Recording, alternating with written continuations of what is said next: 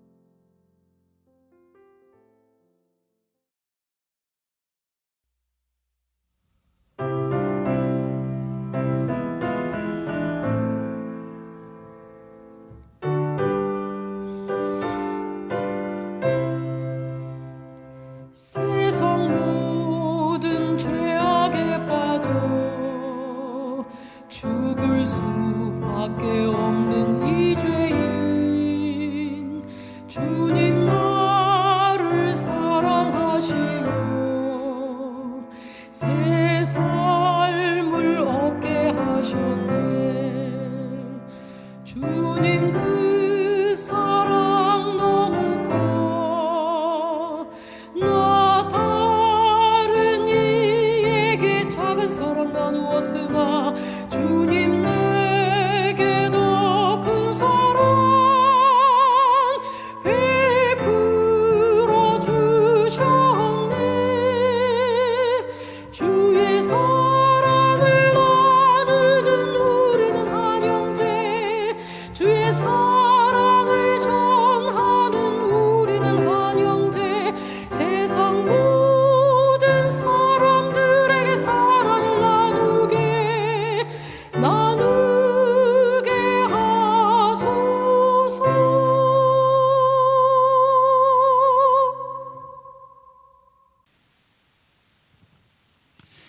안녕하십니까? 사랑하는 동탄사하는 성도 여러분, 안식 후 3일 화요예배에 오신 여러분들을 진심으로 환영합니다. 오늘은 하나님의 사랑에 우리는 어떻게 응답하고 있는가라는 제목으로 하나님 말씀을 함께 나누고자 합니다. 하나님 말씀 말라기 1장 6절의 말씀을 함께 봉독하도록 하겠습니다. 내 이름을 멸시하는 제사장들아, 나 만군의 여호와가 너희에게 이르기를 아들은 그 아버지를 종은 그 주인을 공경하나니 내가 아버지일진데 나를 공경함이 어디 있느냐, 내가 주인일진데 나를 두려워함이 어디 있느냐 하나 너희는 이르기를 우리가 어떻게 주의 이름을 멸시하였나이까 하는도다. 아멘. 지난 시간부터 우리는 이 말라기를 함께 묵상하고 있습니다. 하나님께서 이스라엘에게 향해 먼저 선언하신 그 한 가지의 분명한 말씀이 지난 말라기 1장을 통해서 우리가 확인할 수 있었습니다. 그것은 바로 내가 너희를 사랑하였느니라라고 하는 그 말씀이었죠. 이스라엘을 향한 그 경고의 말씀, 하나님의 그 말씀은 사실 책망으로 시작되지 않았습니다. 명령도 아니었고요, 조건도 아니었습니다. 하나님은 자신의 마음, 곧 사랑을 밝히십니다. 그런데 그 사랑의 선언 뒤에 이어지는 오늘 본문은 갑자기 이제 이 분위기가 바뀌게 됩니다. 말라기 1장 6절에서 하나님은 이렇게 질문하십니다. 내가 아버지일진데 나를 공경함이 어디에 있느냐? 우리가 하나님과 맺어진 언약 관계 아래 있다면은 반드시 지켜야 할 내용입니다. 그런데 지켜지지 않고 있는 이 이스라엘의 백성들의 모습을 보시면서 하나님께서 아주 원통하신 마음을 가지시고 지금 하시는 말씀입니다. 하나님은 단지 나를 사랑하느냐라고 묻지 않으시고 그 사랑이 삶과 예배 속에서 어떻게 드러나고 있는지를 지금 물어보고 계십니다. 중요한 점은 하나님께서 이 질문을 백성 전체가 아니라 제사장들에게 일단 먼저 하고 계시다는 사실입니다. 왜냐하면 이 제사장들은 예배의 중심이었고 지도자의 상태는 곧 공동체 전체의 영적 상태를 결정하기 때문입니다. 우리는 흔히 이렇게 말을 합니다. 하나님은 사랑이시다. 이 말은 맞는 말이고 성경적인 말입니다. 그런데 중요한 질문은 이것입니다. 하나님이 우리를 사랑하신다는 그 사실에 우리는 어떻게 응답하고 살고 있는가라고 하는 이 질문인 것이겠죠. 사랑은 혼자만의 감정이 아닙니다. 한 사람만 가질 수 있는 그러한 감정이 아닙니다. 사랑은 언제나 상대방의 반응을 요구합니다. 부모님의 사랑을 알고 있으면서도 그 부모를 무시하고 산다면은 그 관계는 이미 깨어진 관계입니다. 마찬가지로 하나님의 사랑을 안다고 고백하면서도 하나님의 그 사랑을 가볍게 여긴다면은 신앙은 껍데기만 남게 되는 것이죠. 오늘 본문 1장 6절부터 2장 9절까지는 말라기의 두 번째 설교입니다. 이스라엘의 타락을 말할 때 가장 먼저 형식적인 예배에 익숙해져 있는 이스라엘의 지도자들을 먼저 지적합니다. 그들은 제사를 드렸고요, 성전 문은 열려 있는 상황이었습니다. 하나님께 드려지는 이 제단의 불도 꺼지지 않는 상황이었습니다. 그러나 하나님은 그 예배를 받지 않으십니다. 왜냐하면 문제는 제사의 유무가 아니라 이스라엘 백성들, 특히 지도자들이 하나님을 대하는 태도였기 때문이었습니다. 그들은 하나님을 아버지라 불렀지만 공경하지 않았고 주인이라고 말했지만 두려워하지 않았습니다. 입술로는 신앙을 말했지만 고백했지만 삶과 예배는 하나님을 멸시하고 있었던 그들의 삶이었습니다. 우리 사랑하는 성도 여러분, 이 말씀은 단지 옛 제사장들만을 향한 말씀이 아닙니다. 오늘날에도 우리가 드리는 예배는 계속되고 있고 우리는 여전히 하나님을 나의 아버지라고 부르면서 이 자리에 서 있습니다. 그러나 하나님께서 오늘 우리에게 물으신다면은 너희가 나를 공경함이 어디 있느냐? 우리가 이렇게 하나님께서 물어보실 때 우리가 무엇이라고 대답할 수 있겠습니까? 오늘 말씀을 통해 하나님을 멸시하는 예배가 무엇인지, 그리고 하나님께서 어떠한 예배를 원하시는지 본문이 말하는 분명한 경고와 회복의 길을 함께 살펴보게 되기를 간절히 바랍니다. 오늘 본문을 통해서 알 수 있는 첫 번째 교훈입니다. 우리는 하나님을 어떠한 분으로 대하고 있는가를 본문은 묻고 있습니다.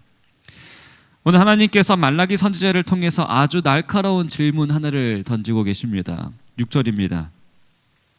내 이름을 멸시하는 제사장들아, 나 만군의 여호와가 너희에게 이르기를 아들은 그 아버지를, 종은 그 주인을 공경하나니 내가 아버지일진데 나를 공경함이 어디 있느냐? 내가 주인일진데 나를 두려워함이 어디 있느냐 하나 너희는 이르기를 우리가 어떻게 주의 이름을 멸시하였나이까 하는도다. 이 6절에서 하나님은 먼저 자신을 심판자라고 말씀하지 않으십니다. 그리고 대신에 아버지라고 말씀하십니다. 율법을 어겼느냐라고 묻기 전에, 제사를 빠뜨렸느냐라고 묻기 전에 하나님은 이렇게 물으시는 것이에요. 먼저 나는 너희의 아버지인데 너희는 나를 정말 아버지로 대하고 있느냐라고 하는 것이죠. 이 질문은 이 이스라엘 백성들의 행위의 문제가 아니라 관계 문제에서 비롯된 것입니다. 그런데 이 질문에 대한 제사장들의 반응이 정말 놀랐습니다. 우리가 어떻게 주의 이름을 멸시하였나이까? 그들은 이렇게 말하는 것이에요. 아니 하나님, 우리가 언제 하나님 멸시했습니까? 우리는 그런 적이 없습니다.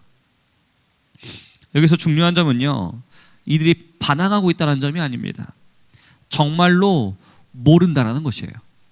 모르기 때문에 하나님께 다시 묻고 있는 것입니다.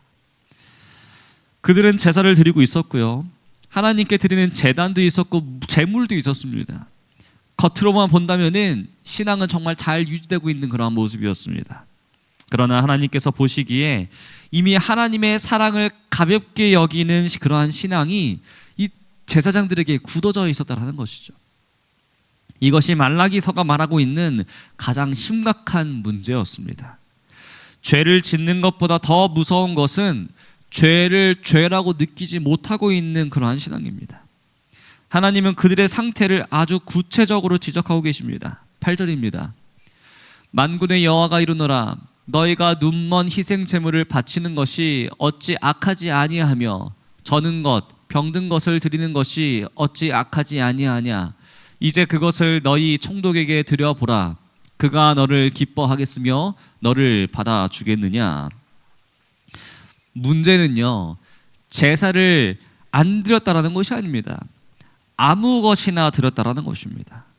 쓸모없는 것, 이미 가치 없는 것, 사람에게는 내놓지 않을 것을 하나님께는 그것으로 충분하다고 생각하면서 하나님께 예배하는 데 드렸다라는 것이에요.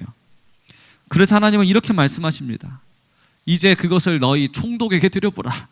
그가 너를 기뻐하겠느냐. 이 말씀은 굉장히 뼈아픕니다. 사람에게도 하지 않은 일을 왜 나에게 아무렇지 않게 하느냐. 이것은 예배의 어떤 기술적인 문제가 아닙니다. 하나님을 얼마나 소중하게 여기느냐의 문제라는 것이죠. 이 말씀을 듣고 있는 지금 이 시간, 우리는 다른 사람을 생각하기보다 우리 자기 자신의 신앙을 돌아볼 필요가 있습니다. 하나님께서 오늘 우리에게 묻고 계시는 것은 바로 이 질문입니다. 너가 나를 얼마나 사랑하느냐가 아니라 너가 나를 얼마나 소중하게 여기고 있느냐라고 하는 것이에요. 우리는 하나님을 필요로 할 때 찾는 분으로 만들고는 있지 않습니까? 문제가 생길 때만 찾고 기도 제목이 있을 때만 찾고 삶의 중요한 결정은 이미 다 내려놓고 하나님께 승인만 요청하고 있는 그러한 신앙을 하고 있지는 않습니까? 그렇다면 우리의 신앙은 사랑의 관계가 아니라 종교적 이용에 가까워질 수 있다는 것이겠죠. 고대의 제사장들 동일했습니다. 눈먼 것, 저는 것, 병든 것을 드리는 것에 정말 악하다라는 것을 알지도 못했습니다. 그런데 그러한 것들을 하나님께 그냥 들었다는 것이에요. 왜? 편하니까 그것이. 오늘 우리도 동일합니다. 다 쓰고 남은 시간, 지쳐버린 에너지를 가지고 기계적인 그러한 기도를 가지고 이미 다 결정해 놓고 승인만 요구하는 그러한 태도. 우리는 하나님께 우리의 최선을 드립니까? 아니면 쓰고 나면 우리의 나머지를 드립니까? 사랑하는 성도 여러분, 하나님은 우리의 삶의 남은 부분을 원치 않으십니다. 시간이 남았을 때 헌신, 여유가 있을 때의 순종을 하나님께서는 원치 않으신다는 것이에요. 하나님은 우리의 중심을 원하십니다. 가장 소중한 자리에서 하나님께서 계시기를 원하신다는 것이에요. 오늘 말씀 앞에서 이렇게 함께 질문해 보길 간절히 바랍니다. 내가 하나님께 드리고 있는 것은 정말 나의 최선인가? 아니면 이미 지치고 남아있을 때 그 남아있는 부분들을 하나님께 어쩔 수 없이 드리는 것인가? 오늘 말씀은 우리를 낙심시키기 위함이 아닙니다. 하나님은 오늘도 우리를 버리시거나 밀어내지 않으십니다. 대신 오늘 우리를 이렇게 초대하시죠. 다시 나를 사랑의 자리로 모셔라.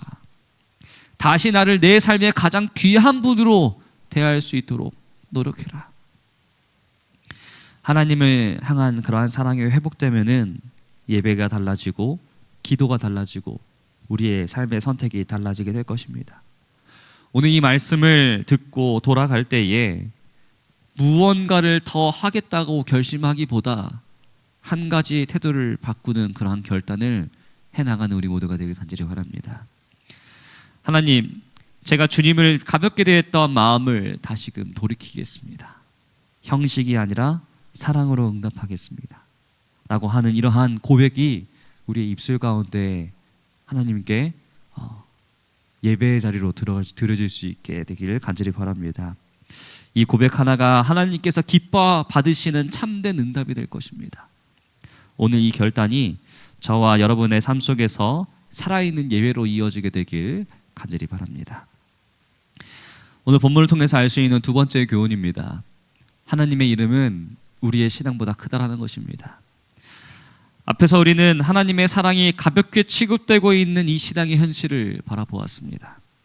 그런데 하나님은 이스라엘의 실패에만 머무르지 않으십니다. 하나님의 시선은 더 넓은 곳으로 옮겨지게 됩니다. 11절입니다. 만군의 여호와가 이르노라. 해 뜨는 곳에서부터 해 지는 곳까지의 이방 민족 중에서 내 이름이 크게 될 것이라. 각처에서 내 이름을 위하여 분향하며 깨끗한 제물을 드리니 이는 내 이름이 이방 민족 중에서 크게 될 것입니다. 이 말씀은 매우 충격적인 말씀입니다. 왜냐하면은 하나님은 지금 이스라엘의 제사장들을 향해 하시는 말씀 가운데 이방 민족을 언급하고 계시기 때문입니다. 이 말씀의 핵심은 이것입니다. 하나님의 이름을 당신의 백성이 실패해도 결코 작아지지 않는다라는 것이에요.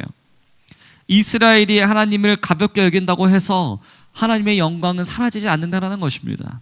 하나님 말씀하십니다. 너희가 나를 가볍게 여길지라도 내 이름은 이방 민족 가운데서 영광을 받게 할 것이다. 이 말씀은 어떻게 보면은 선교를 위한 위로의 말씀이기도 합니다. 그런데 동시에 정말 두려운 말씀이기도 합니다.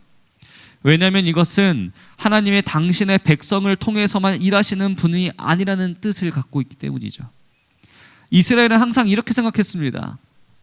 우리는 선택받은 민족이다. 성전은 우리한테 있다. 예배는 지금 우리가 드리고 있다. 그러나 하나님이 이렇게 말씀하시는 것입니다. 내 이름의 영광은 너희의 태도에 의해 제한되지 않는다. 이 말씀은 오늘 교회를 향한 아주 중요한 경고이기도 합니다. 우리는 종종 이렇게 생각하기도 하죠. 우리가 교회 안에 있으니까 괜찮다. 우리가 예배를 드리고 있으니까 충분하다. 우리가 진리를 알고 있으니까 안전하다. 그러나 하나님은 교회라고 하는 이 울타리보다 하나님의 이름을 더 거룩하게, 더 중요하게 여기신다는 사실입니다. 하나님의 이름은 형식적인 예배 위에 머물지 않습니다. 하나님의 이름은 진심으로 하나님을 경외하는 곳에서 영광을 받으신다는 것이죠. 너희는 내 이름을 멸시하고 있지만 세상 어디에선가 나를 진심으로 찾는 자들이 일어날 것이다 라고 하는 그러한 말씀을 하나님께서는 하고 계시는 것이죠. 이러한 하나님의 말씀 앞에서 이스라엘은 지금 선택을 강요받는 것입니다. 우리가 계속 형식 속에서 머물 것인가, 아니면 다시 하나님의 이름을 귀하게 여길 것인가. 하나님의 이름은 단순한 호칭이 아닙니다. 성경에서 이름은 그 존재 자체, 그분의 성품을 의미합니다. 하나님의 이름이 영화롭게 된다는 것은 하나님의 성품, 거룩, 신실, 사랑이라는 여러 가지 이 성품들이 존중받는다는 뜻입니다. 우리는 하나님의 이름을 입으로는 자주 부릅니다. 그러나 중요한 질문은 이것입니다. 내가 하나님의 이름을 부르면서 사는 그 삶의 방식이 그 이름을 존귀하게 여기고 있는가, 아니면 가볍게 여기고 있는가라고 하는 것이죠. 하나님의 이름은요, 우리가 기도할 때에만 거룩해지는 것이 아닙니다. 예배 시간에만 존귀해지는 것도 아닙니다. 하나님의 이름은 우리가 집에서 가족을 대하는 말 한마디 속에서 드러납니다. 화를 낼 때, 무관심할 때, 사랑을 해야 할 자리를 회피할 때, 그 순간에 우리는 하나님의 이름을 부르는 사람으로 살고 있다는 것이에요. 직장에서의 선택도 마찬가지입니다. 정직해야 할 순간에 편법을 선택할 때, 불의한 말에 침묵으로 동조할 때, 다들 이렇게 한다라고 하는 그러한 이유로 우리의 양심을 한 발 물리게 될 때에, 그때 하나님의 이름은 우리의 입술이 아니라 우리의 선택을 통해서 평가받고 있다는 것입니다. 사람들은 우리가 어떠한 교리를 믿는지보다 우리가 어떠한 태도로 살아가고 있는가를 통해서 하나님을 판단한다는 것이에요. 하나님의 이름을 가볍게 만든다는 것은 큰 죄를 짓는 것만을 의미하지 않는다는 것입니다. 하나님을 삶의 중심에서 조금씩 밀어내는 것입니다. 이것이 바로 하나님의 이름을 가볍게 만드는 것입니다. 중요한 결정에서는 제외하고 편할 때만 초대하는 것입니다. 이것이 바로 하나님의 사랑을 알고 있으면서도 그 사랑에 합당하게 응답하지 않는 그러한 우리의 모습이지 않습니까? 그러나 오늘 말씀이 우리에게 주는 메시지는 분명합니다. 하나님은 우리를 포기하겠다고 말씀하지 않으신다는 것이죠. 대신 이렇게 초대하십니다. 다시 내 이름을 귀하게 여겨라. 다시 나를 내 삶의 중심에 두어라. 이 초대는 무언가 대단한 일을 하라는 요구가 아닙니다. 삶의 자리에서 하나님을 의식하며 선택하라는 그런 하나님의 부르심입니다. 우리 사랑하는 성도 여러분, 우리가 오늘 이 말씀을 들을 때에 이렇게 한 가지만 결단해 보시길 간절히 바랍니다. 오늘 하루만이라도 내 말과 태도와 선택이 하나님의 이름이 존귀하게 하도록 의식하며 살겠습니다.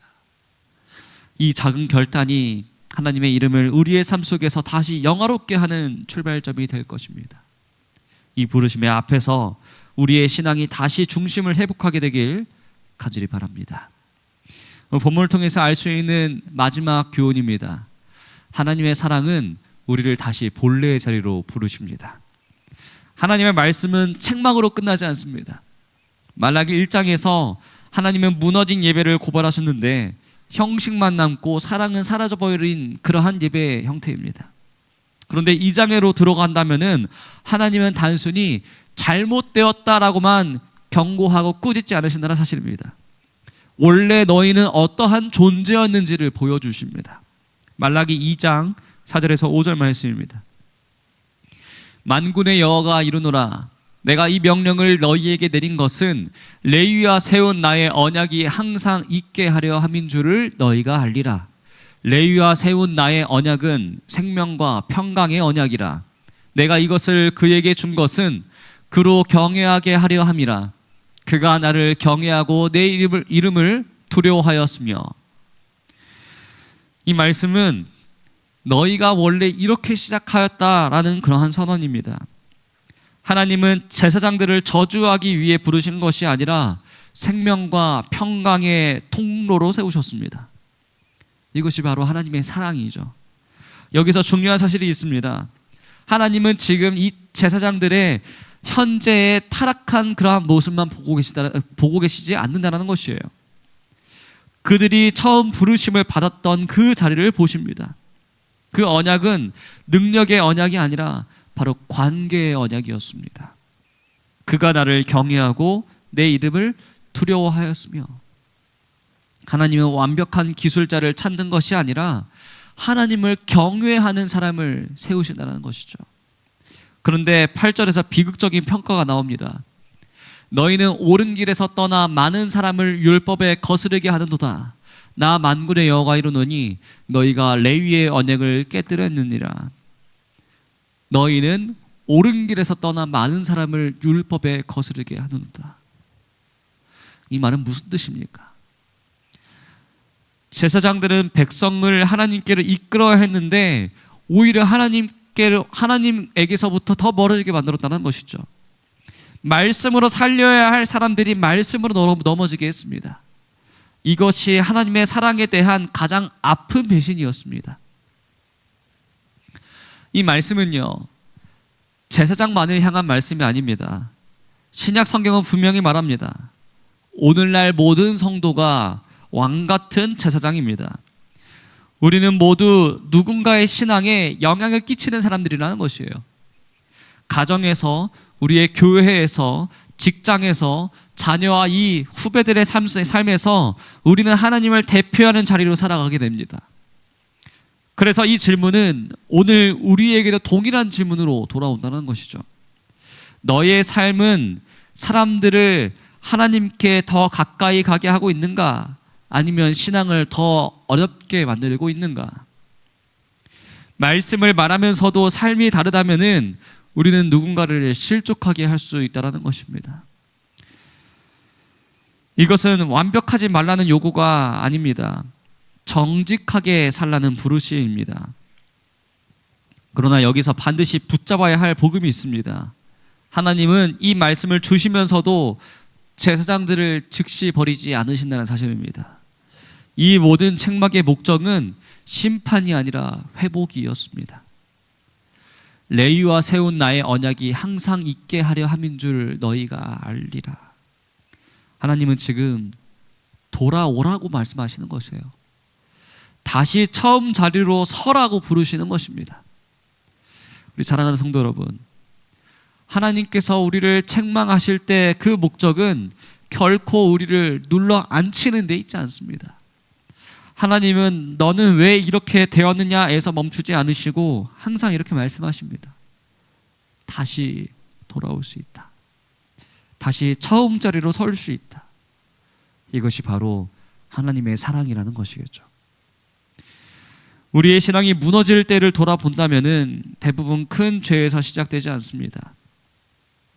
처음에는 우리가 드리는 예배가 조금 형식이 되고 말씀 앞에서 우리의 마음이 덜 떨리게 되고 기도가 점점 의무가 됩니다. 그러다 보면은 어느 순간 하나님 앞에 서 있기는 하지만 하나님을 향한 처음의 마음을 잃어버린 상태가 됩니다. 오늘 말씀은요, 그 자리에 서 있는 우리를 향해 그래도 끝난 것이 아니다라고 하시는 하나님의 다시 부르시는 초청의 음성이 들려지는 그런 말씀입니다. 다시 본래의 자리로 돌아오라라는 이 말은 과거로 돌아가라는 말이 아닙니다. 처음 은혜를 받았을 때의 그 마음의 방향으로 다시 하나님을 향하라고 하는 그러한 초대의 말씀입니다. 완벽한 예배자가 되라고 하는 그러한 요구가 아니라 정직한 예배자로 돌아오라라고 하는 하나님의 부르심입니다. 그래서 오늘 우리는 이렇게 적용할 수 있는 것이죠. 하나님, 제가 요즘 가장 가볍게 여기는 것이 무엇입니까? 제가 가장 쉽게 미루고 있는 순종은 무엇입니까?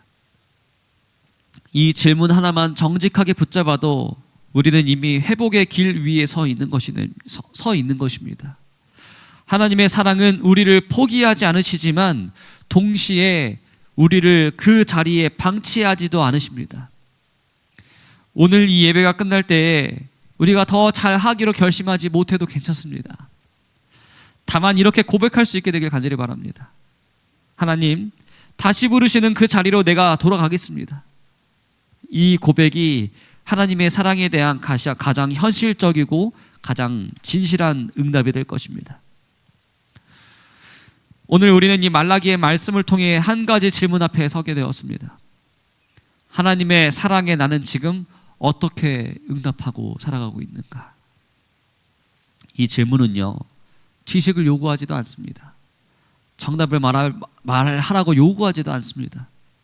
이 질문은 그냥 우리의 삶을 바라보는 질문입니다. 하나님은 오늘도 먼저 우리에게 사랑을 선언하십니다. 내가 너희를 사랑하였노라. 그러나 그 사랑은 우리를 안심시키기만 하는 그러한 사랑이 아니라 우리의 삶을 다시 세우는 사랑입니다. 그래서 하나님은 형식만 남은 예배를 그대로 두지 않으시고 가벼워진 신앙을 그냥 넘기지 않으십니다. 그것은 하나님이 엄격해서가 아니라 우리를 너무 사랑하시기 때문입니다. 우리 사랑하는 성도 여러분, 하나님의 사랑에 대해 가장 우리가 자주 하는 큰 오해는 이것입니다. 하나님이 나를 사랑하시니까 지금 이 모습 그대로 나는 괜찮다. 그러나 성경이 말하는 사랑은 항상 이렇게 말합니다. 너는 지금 여기서 멈추지 않아도 된다. 다시 본래의 자리로 돌아올 수 있다. 오늘 이 말씀 앞에서 우리 모두가 완벽한 결단을 할 수는 없습니다. 그러나 한 가지 결단을 할 수 있습니다. 하나님의 사랑을 가볍게 여기지 않겠다라는 그러한 결단. 예배를 대하는 태도에서, 말씀 앞에 서는 마음에서, 삶의 작은 선택들 속에서 하나님을 다시금 나의 중심에 두겠다라고 하는 그러한 선택입니다. 하나님은 오늘도 우리의 입술의 고백이 아니라 삶의 방향으로 들여지는 태도를 원하고 계십니다. 오늘 이 시간 우리가 이렇게 기도하며 나아가게 되길 간절히 바랍니다. 하나님, 하나님의 사랑에 다시 합당하게 응답하며 살아가겠습니다. 이 고백이 우리의 신앙을 다시 살리고 우리 예배를 다시 회복시키며 우리의 삶을 통해 하나님의 이름이 존귀하게 받는 그러한 출발점이 될 것입니다. 우리가 그러한 출발점에 서게 되기를 간절히 바라면서 오늘 말씀 마치도록 하겠습니다. 감사합니다. 기도하겠습니다. 하늘에 계신 아버지 하나님, 오늘 말씀 앞에 저희를 세워주시며 참으로 감사합니다. 먼저 살아계신 하나님 앞에서 우리의 신앙을 돌아보게 도와주시니 진심으로 감사합니다. 하나님의 사랑을 알고도 익숙함 속에 살았던 우리의 모습, 형식으로 예배하고 마음은 멀어져 있던 순간들을 지금 하나님 앞에 회개하는 마음으로 고백합니다. 우리를 책망하시기보다 다시 부르시는 그러한 사랑으로 우리를 다시 보살펴 주시고 또 우리가 저지르는 그러한 죄들을 용서해 주시옵소서. 본래의 자리로 처음 마음으로 돌아오라고 하는 그러한 하나님을 진정으로 우리가 기다리고 또 응답할 수 있는 그러한 마음이 우리에게 함께할 수 있게 도와주시옵소서. 우리의 예배가 의무가 아니라 응답이 되게 하시고 우리의 삶이 하나님의 이름을 존귀하게 여기는 그러한 통로로 사용될 수 있도록 우리의 삶을 인도하여 주시옵고 주관하여 주시옵소서. 우리를 언제나 죄에서 구원하시는 예수 그리스도 이름으로 간절히 기도합니다. 아멘.